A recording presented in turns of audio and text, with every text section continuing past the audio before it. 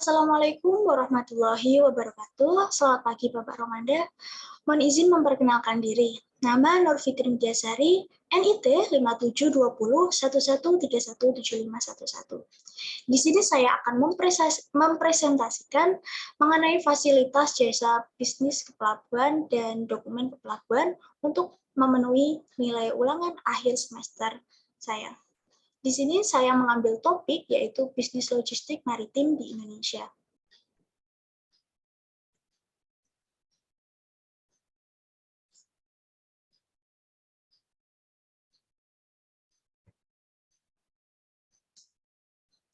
Yang pertama yaitu mengenai pengertian logistik. Bisnis logistik di sini memiliki arti yaitu bisnis yang bergerak di bidang manajemen perpindahan barang yang berasal dari satu titik menuju titik akhir, yaitu konsumen atau titik konsumsi guna memenuhi permintaan tertentu. Contohnya yaitu memesan dan membeli barang melalui toko online yang otomatis membutuhkan jasa logistik dalam pengantarannya. Kemudian untuk pengertian konsep logistik maritim itu sendiri merupakan proses perencanaan, pelaksanaan, dan pengelolaan pergerakan barang dan informasi yang terlibat dalam pengangkutan laut. Di sini ada peta mengenai aliran barang. Yang pertama dari pemasok, kemudian pengadaan barang, karena ada sebuah permintaan, kemudian melaksanakan operasi pembuatan barang, kemudian didistribusikan oleh jasa distribusi dan diangkut yang selanjutnya menuju ke konsumen. Gambar di atas menunjukkan barang atau material mengalir dari titik asal, yaitu pemasok. Aliran ini kemudian diteruskan di bagian operasi dan bagian produksi suatu pabrik, dan selanjutnya hingga ke tangan konsumen. Kemudian untuk konsep logistik itu sendiri, logistik maritim berkaitan dengan pengangkutan barang dengan kapal dari pelabuhan asal ke pelabuhan tujuan dengan efektif. Dalam operasi pengangkutan ini mengembangkan fungsi pemasaran yaitu distribusi. Hal penting pada distribusi yaitu 3 entitas operator maritim: perusahaan pelayaran, operator pelabuhan, dan freight provider. Berdasarkan gagasan-gagasan yang mendasari sebelumnya, maka konsep logistik maritim itu sendiri yaitu proses perencanaan, implementasi, dan pengelolaan aliran barang dan informasi melalui stakeholder yang terlibat dalam transportasi laut. Kemudian selanjutnya, dalam konsep logistik berkembang ke manajemen rantai pasok atau supply chain management. Evolusi logistik dapat dilacak pada awal sebelum tahun 1950-an, logistik ini diterapkan pada dunia militer. Strategi memenangkan pertempuran yang kemudian diterapkan dalam bisnis.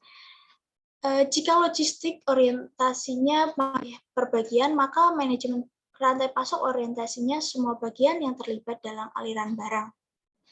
Kemudian, logistik maritim itu sendiri tentang pengangkutan barang atau delivery dengan kapal dari pelabuhan asal menuju ke pelabuhan tujuan dengan efektif sebagai suatu sistem.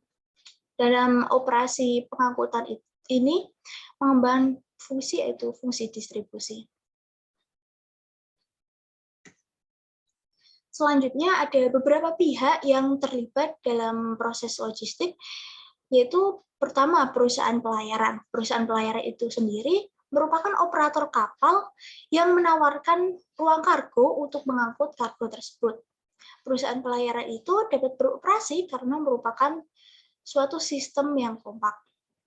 Kemudian yang kedua ada operator pelabuhan.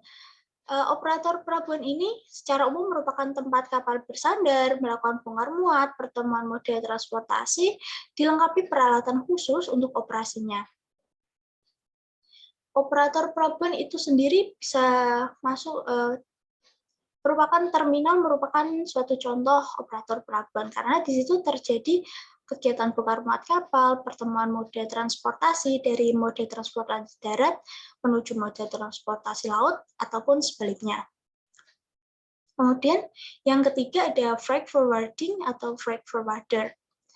Adalah agen dalam pengiriman kargo, yaitu berperan sebagai perantara paling umum dalam logistik global untuk memfasilitasi lintas batas perdagangan lintas batas.